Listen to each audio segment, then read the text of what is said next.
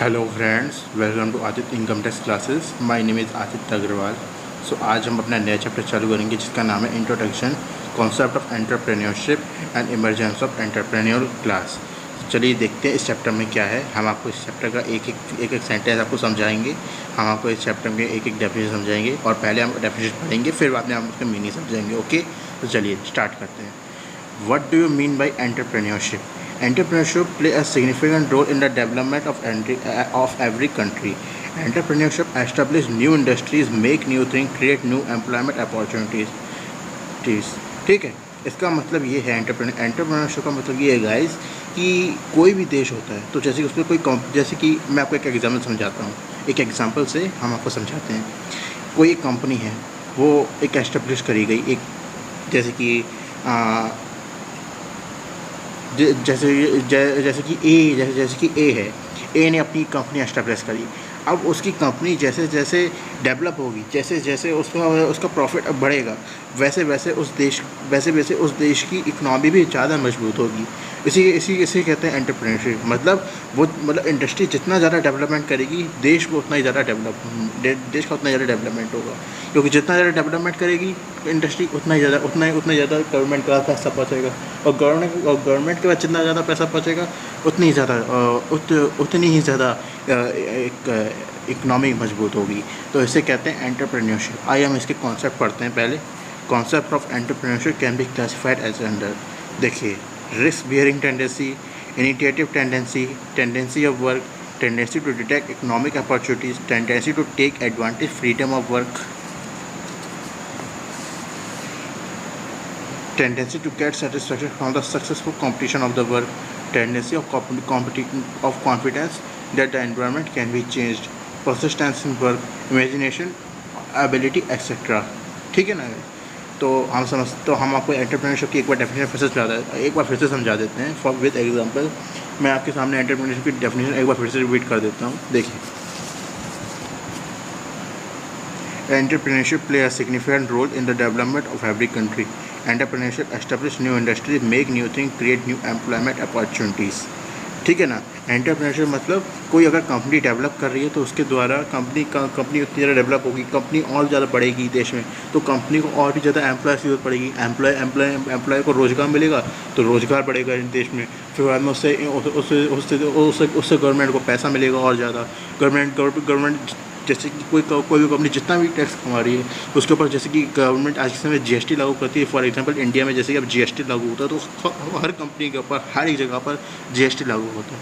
उसी तरीके से एंटरप्रेन्योरशिप में होता है कि जब कंपनी इतनी डेवलप होगी तो देश सरकार को पैसा मिलेगा, सरकार उसके द्वारा देश को डेवलप करेगा।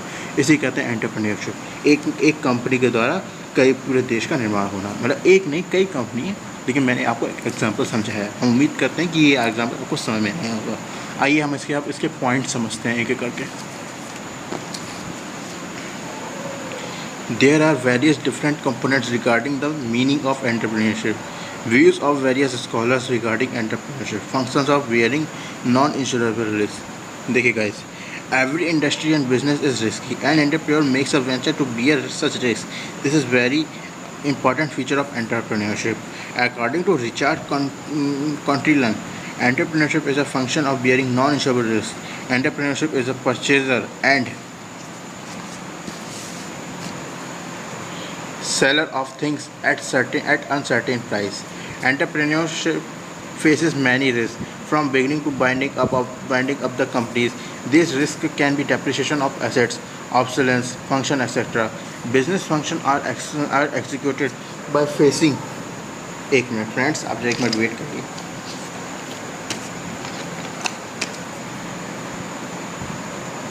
These risks can be depreciation of assets, obsolescence, function, etc. Business function are executed by facing these threats, dangers, and uncertainties. These risks, thus risk-bearing capacity is the most significant function of entrepreneurship. देखिए, कोई भी company start होती है तो उसमें बिना risk के काम नहीं हो सकता। फॉर एग्जांपल जैसे कि गोल्ड का काम होता है, ग्लास का काम होता है। अब जैसे कि ग्लास होती है तो ग्लास में जो काम, जैसे कि ग्लास कंपनी से जब ट्रांसफ़र किए जाते हैं ट्रक के थ्रू, तो ट्रक में जो रास्ते में जो ग्लास आ रहे होते हैं उनमें से कई ग्लास, तो उनमें कुछ ग्लास होते हैं जो टूट जाते हैं, तो इसे कहते हैं नॉन इंश्योरेबल रिस्क। यानी कि हर बिज़नेस में रिस्क है, हर जगह रिस्क है। कोई भी बिज़नेस बिना रिस्क के चल ही नहीं सकता। फॉर एग्ज़ाम्पल, आपके यहाँ कोई सामान रखा, कोई चोरी हो गई, तो वो भी तो एक रिस्क हुआ, तो इसे कहते हैं नॉन इंश्योरेबल रिस्क। ठीक है, अब इसके आगे का पॉइंट देखते हैं।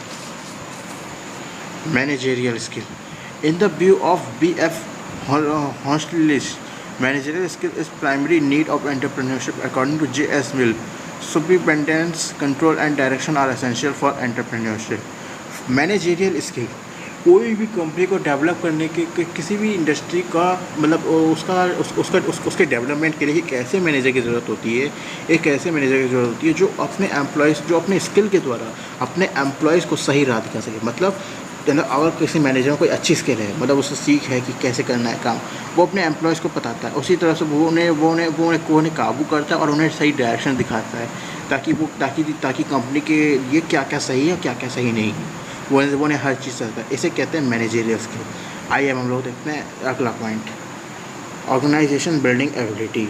In the view of Frederick Iverson, organization building ability is essential for industrial development.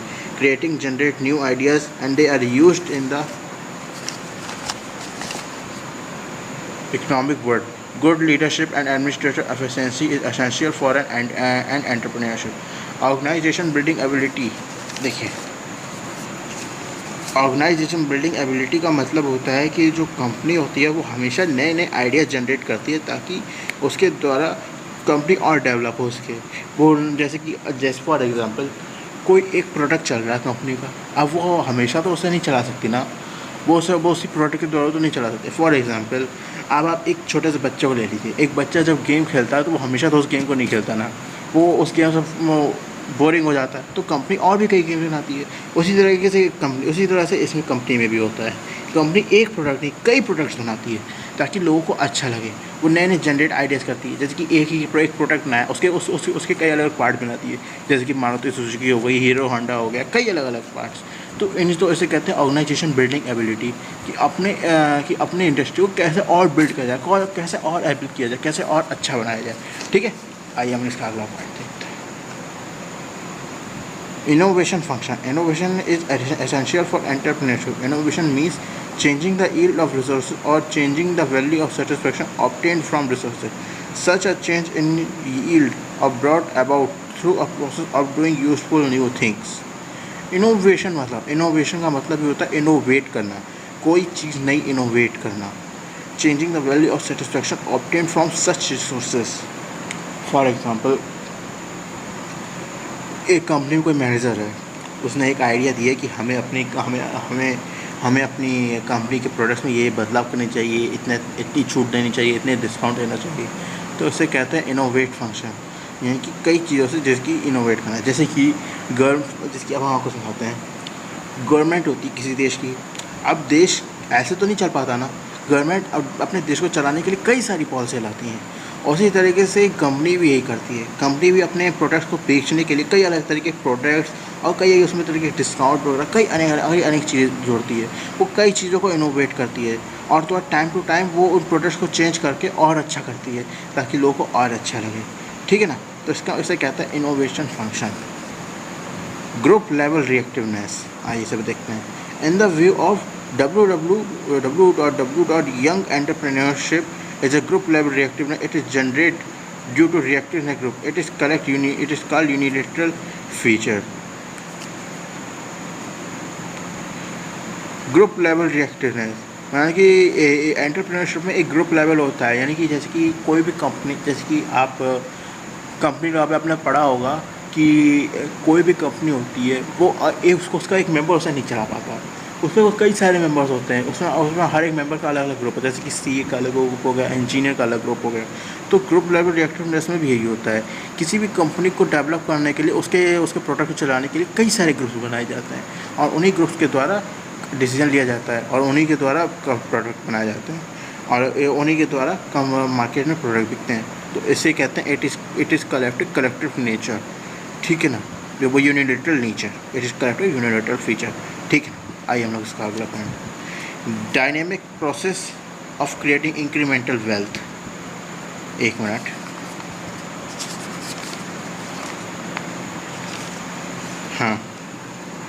dynamic process of creating incremental wealth.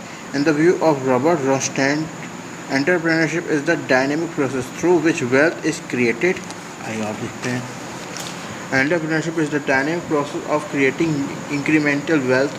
The wealth is created for individuals who assume the major risk in terms of equity, time, and career commitment of providing value for some products. Dynamic process क्या होता है? Time to time change करना, time to time development करना, और जैसे जैसे development होता है वेल्थ भी उतनी वैसे वेल्थ भी उसी तरीके से जनरेट की जाती है. अब जैसे कि आप देख सकते हैं, the wealth is created by individual who assume the major risk in terms of equity, time and career commitment of providing value for some product and services. Product और सर्विस के द्वारा बहुत ही बड़ी मुश्किल से वेल्थ जनरेट करी जाती है.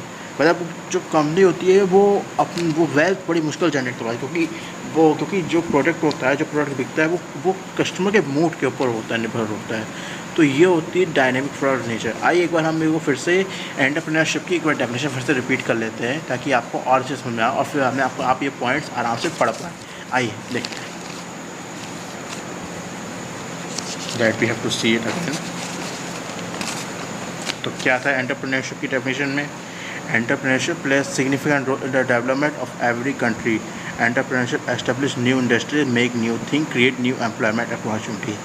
Entrepreneurship का मतलब जो देश के मतलब एक इंडस्ट्री को एस्टेब्लिश करके देश के डेवलपमेंट में काम हाथ बटाना, इसे कहते हैं एंटरप्रेन्योरशिप. ठीक है गाइस, इसका हम अगला पार्ट बहुत जल्दी बनाएंगे.